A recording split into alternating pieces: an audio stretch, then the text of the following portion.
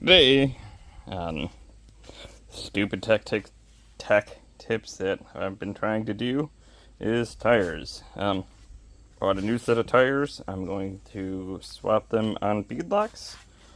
I already have one undone just to make some of the transitions faster. So with like racing four-wheelers and dirt bikes, and even some of the racing we do with side-by-sides, a lot of the times you look at the lug. And so when it starts to get rounded, like that one is, I've cut these to try to make them work better. But for sure on the pit bike, you can see how you start to round the tread.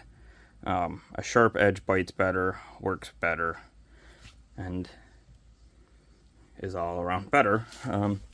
So I decided to buy a new set of tires, going from 30-inch Maxxis Carnivores that I bought used. Worked really well. Like I said, I cut them, so normally they don't have that cut, or those. As you can see on the front, they're not cut. And I'm going to a set of 32-inch GBC Tearra Masters. I think this tire is really cool. So it's a A and B side tire. So this side is more for rocks and hard packed, and then this side is for loose mud or like dirt.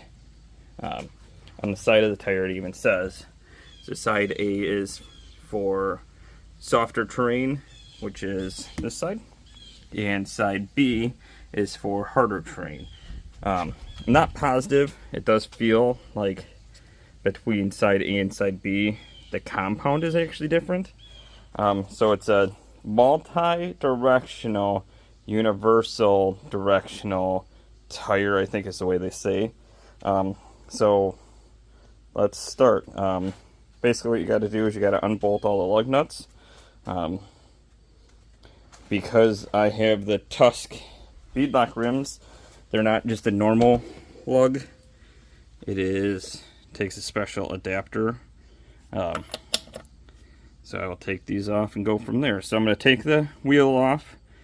I will take the valve core out to deflate the tire. Once the tire is deflated, you take the beadlock rings off.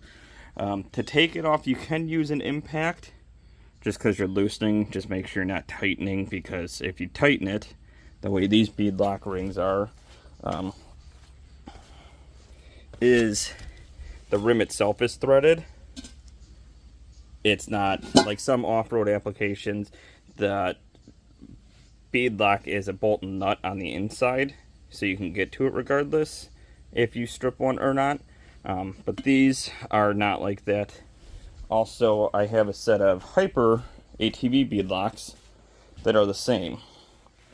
The ones I have, they're 3-part rims, but so these beadlocks are the same. The nut is cast into the carbon fiber inner. So if you strip one or break one, you're kind of shit out of luck. So like I said, I will get the tire off and show you taking the valve core out. I probably won't show you taking all the lug or the beadlock ring bolts out, but at least some of them. Then I'll go over to my bead breaker and show some of pulling the back bead off, because the front, with it being a beadlock, the ring holds the sidewall. Holds right here, so you don't actually have to break the bead because the rim is on the inside. You just got to break it on the back side. Yeah, I'll start there. So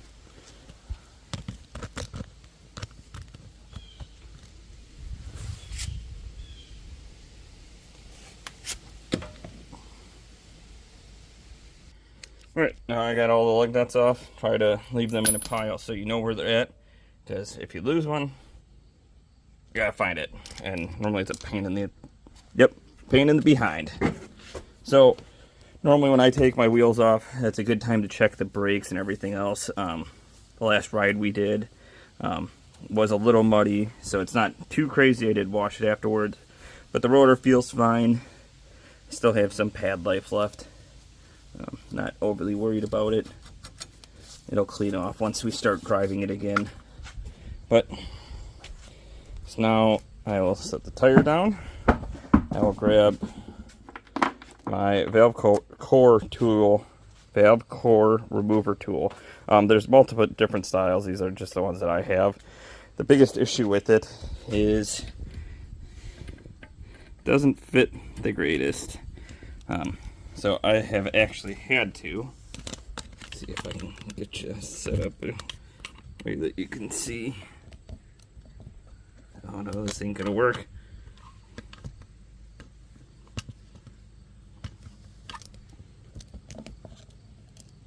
I don't know if you can see like that. Nope. So I actually had to pull the valve stem up, which is fine. I just try not to.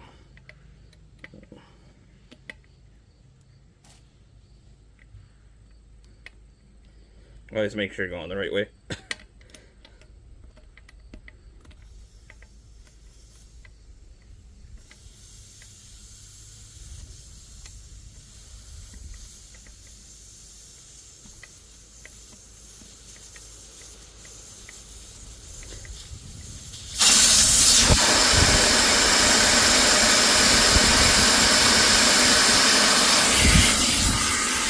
So now that the valve core is out, it's just deflating the air. That's the hissing. On Tusk's website, because they do have a similar thing, they just don't have taking the tire off and putting a new one on. They have the valve core in until you go to bead the rim.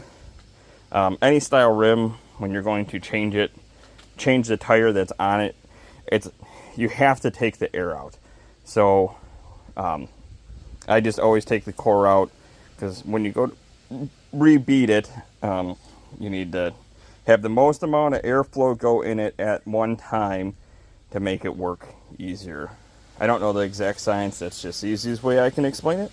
So now that the tire is good and deflated, the Tusk Terabyte ones are 12 or half inch. So and all you're doing is trying to put the socket on the right way.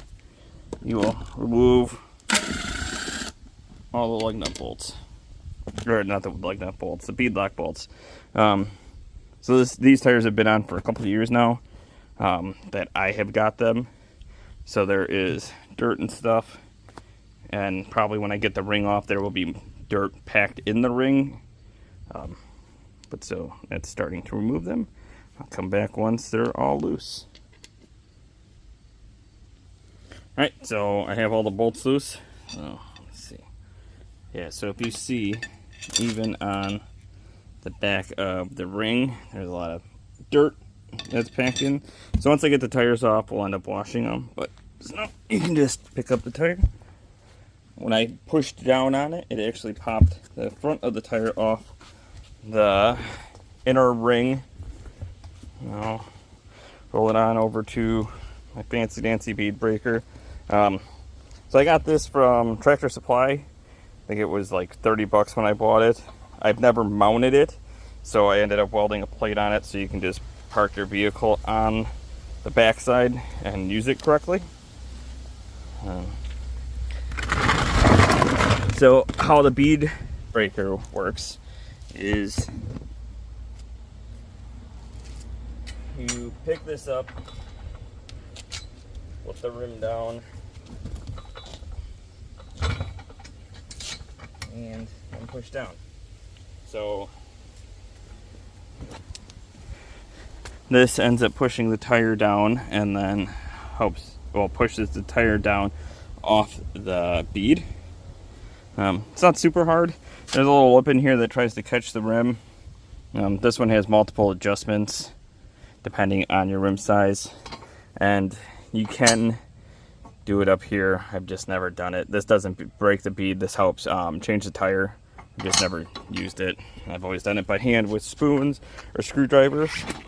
And so as you can see, as I press down, the tire starts to go down the rim. So sometimes, which like this one, I have to turn the rim to get another bite. So some of the rims you actually have to do multiple turns. So I just turned it once so far. And we'll push down.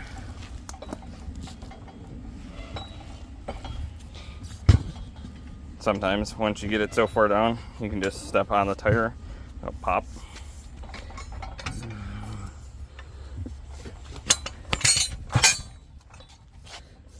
Now it is off that. I will roll it over. So I have a screwdriver because sometimes you need one. And this is just a big tire spoon that somebody made. Nothing fancy. So I take and hang on, let me get you guys set up on something again.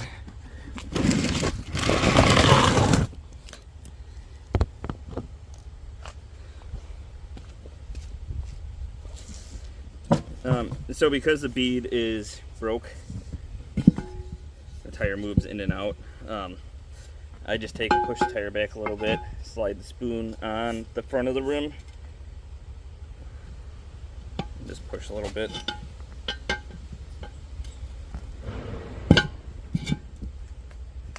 And there you go. Tire is off the rim. And now we can go over to the one I washed the other day, earlier. So all I did with this one was took the hose to it to clean up the beadlock ring sealing location, and I did it to the beadlock ring also. So putting the new tire on the rim is pretty simple to taking it off. It's not overly difficult. Now because these tires are two different sided, the only, I'd say, difficult thing is figuring out what side you want out and then remembering how to put it on the rim. So a lot of the stuff we do is softer. It's kind of in between. That's why I like this tire. But side by sides tend to wear on the outside of the tire more than the inside. So you always want, what with this tire, like it says, depending on the terrain that you're on, you want what side out. So I'm actually going to do side A out. Side A is probably on there too, but whatever. I do see that these tires have a small circle. That's an indication to put this in line with the valve stem. It helps with the beading process, or balancing process. So you always want to make sure the inside of your tire is clean. The way I'm going to do this, a lot of people do it on a bucket. I am not. So I set the tire down, grab some fancy dancy Windex, and then all you're doing with the Windex is spraying around the bead to make it a little bit slicker. You might say, why'd you put B side down? Well, because you have to take and do the front of the rim into the back side of the back side of the tire first, and then because these aren't these are beadlocks, you don't have to do the front side. So normally you can just take and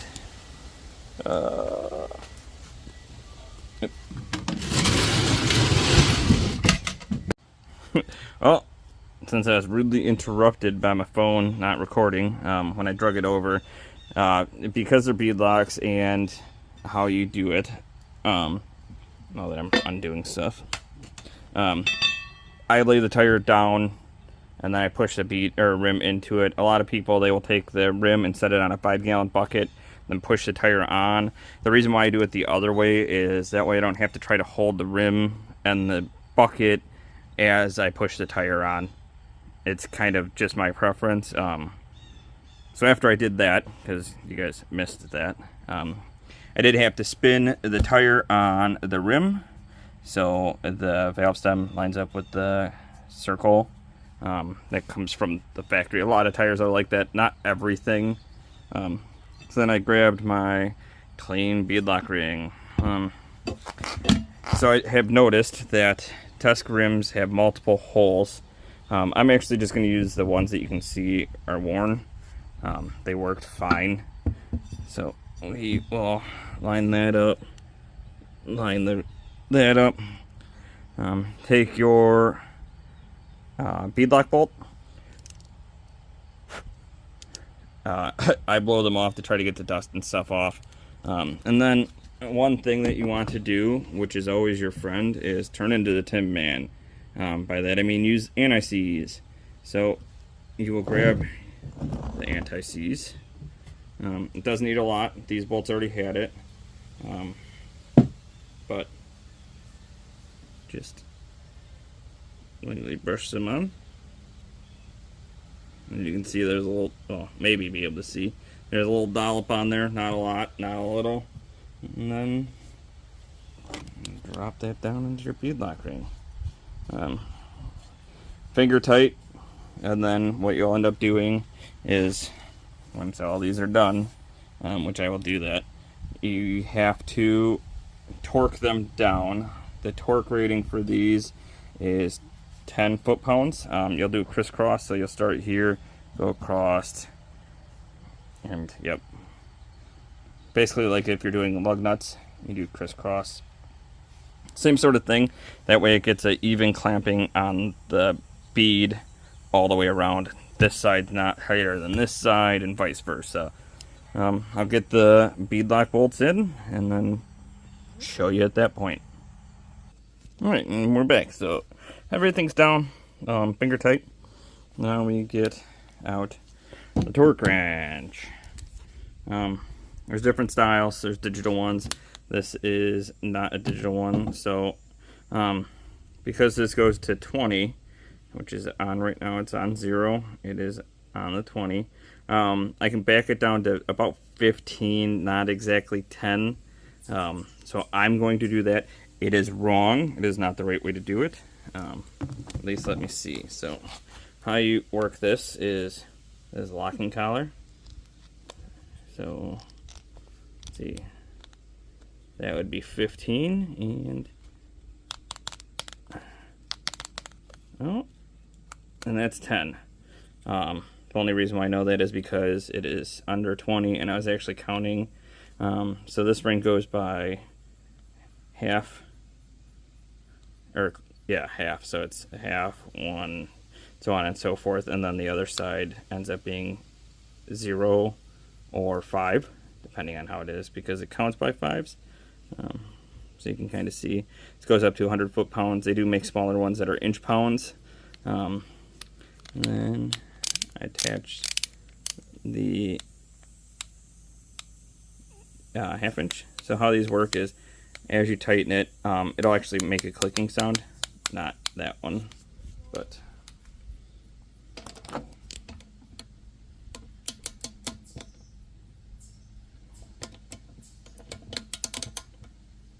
I was going the right way.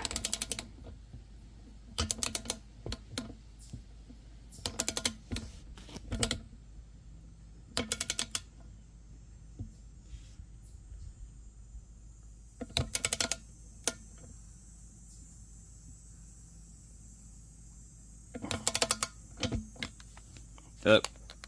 I'm going to pause it, see something. Alright, and we're back. I had a slight issue. The torque wrench didn't work correctly, so I grabbed my inch-pound torque wrench to help calibrate my foot-pound torque wrench. It's better than nothing. So 120 inch-pounds is 10 foot-pounds. So what I had done was set my inch-pound torque wrench to 10 or 120 inch-pounds, put a bolt and 2 nuts in the vise and torqued it down, and then once that was at what would be 10 foot-pounds, I took the foot-pound torque wrench and set it to where 10 foot-pounds would be and tightened it to where it would click like it's supposed to. I'll show you with the inch-pound, my little ghetto setup. So as you put it on,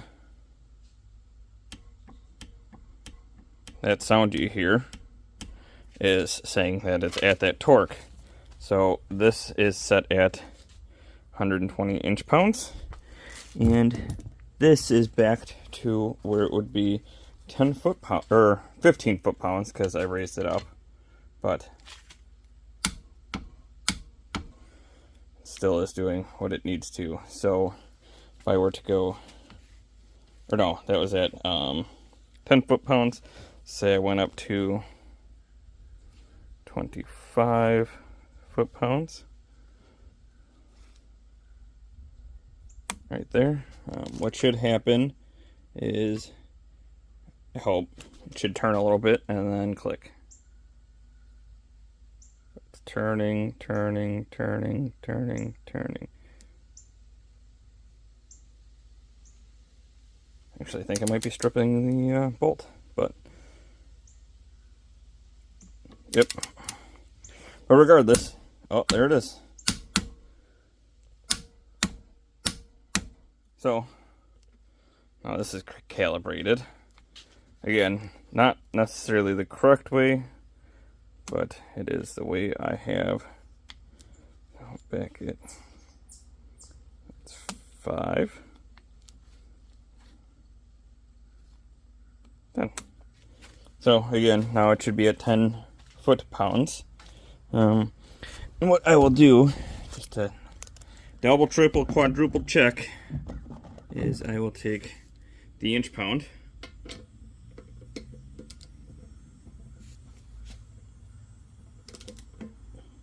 Go until it clicks.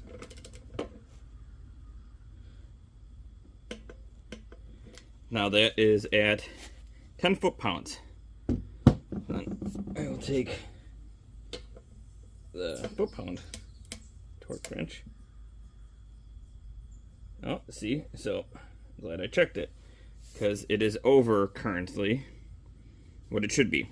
So, we're going to do the inch-pound once. This inch-pound torque wrench doesn't go up to what would be 20 foot-pounds. So after I do this once, I will try to recalibrate it at, again, how it's supposed to be. A little frustrating, but it happens. The kids like to use tools and not really pay attention to what they're doing.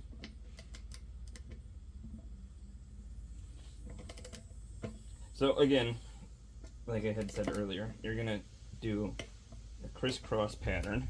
So started here, then went here, then I will go here, and then across, all the way until they are all done.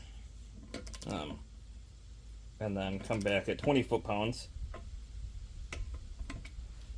So I will catch up with you when I'm at the 20 foot-pounds. Well, I guess I could say, when you're at 20 foot-pounds, what you can do then is, because 20 foot-pounds is the last amount you're going to do on these rims, so you can do 20 foot-pounds and then just quick go around one more time to just make sure it clicks. As long as it clicks, that means it's at 20 foot-pounds. So I will get this torque down and then I will come back. Alright, and we're back. So I did have to laugh. I not messed up, but forgot. This technically wasn't wrong. I just double checked it. As you start to squeeze the beadlock ring and start torquing all the way around, just like a car, the first couple could be not loose, but not as tight as you originally had planned. So now that, again, I double checked the foot-pound, it is set to 20 foot-pounds. Now I'm just going to, again, go in that crisscross pattern.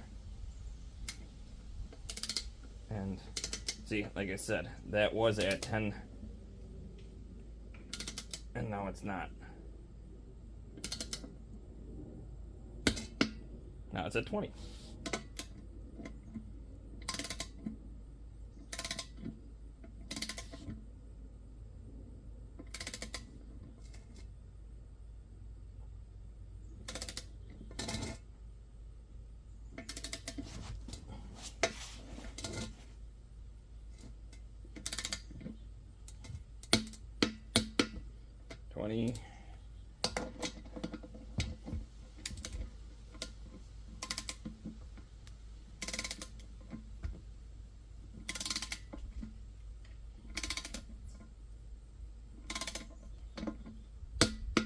20.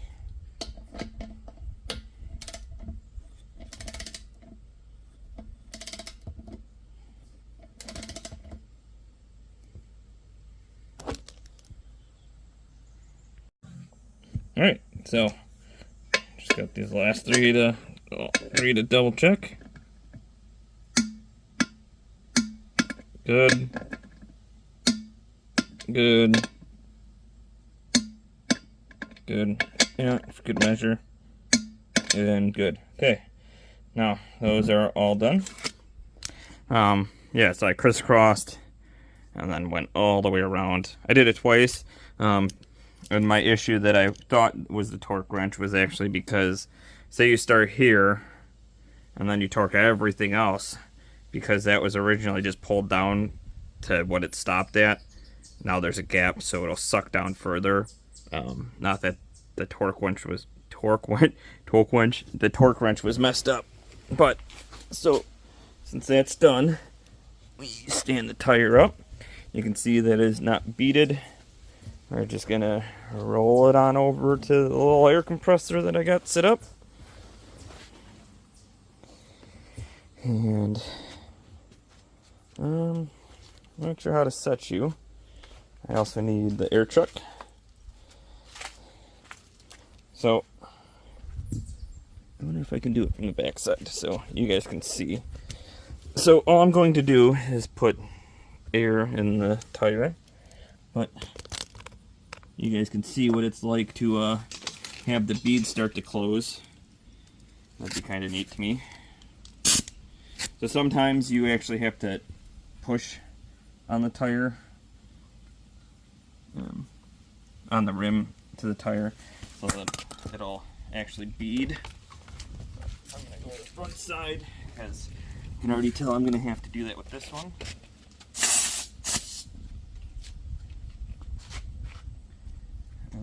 Let's move, just because I'm right up against the car.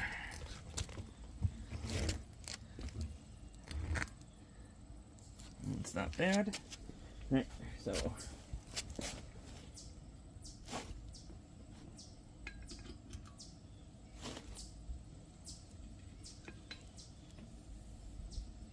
this air check will even do it without.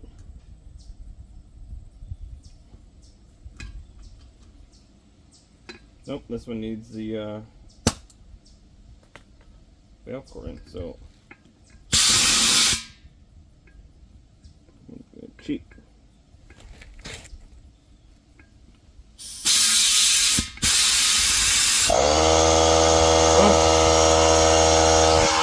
I'll be back. Alright, so this is why most people do it out of a bucket. I'm gonna have to do that. So I can push down on the tire more. So I put the valve core back in just because this air check doesn't work that way, but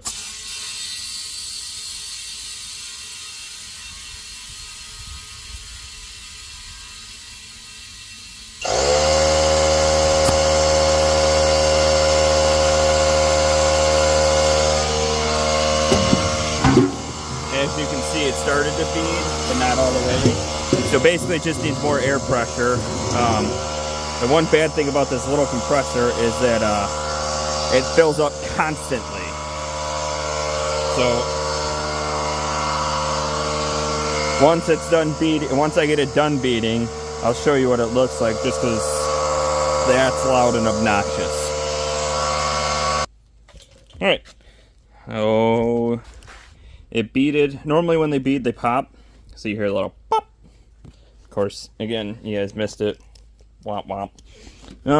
So after I'm done, normally like what I like to do is just a quick spray. You can use soapy water. You can kind of use anything just to see if there's any leaks. You'll see it bubble. You'll also do the backside.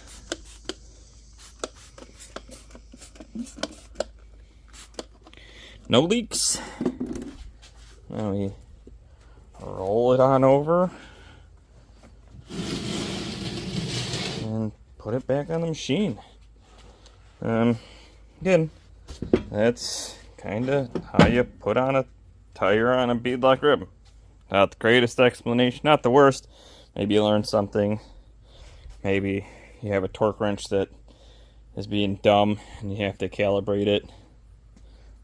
Maybe not. Whatever. Good.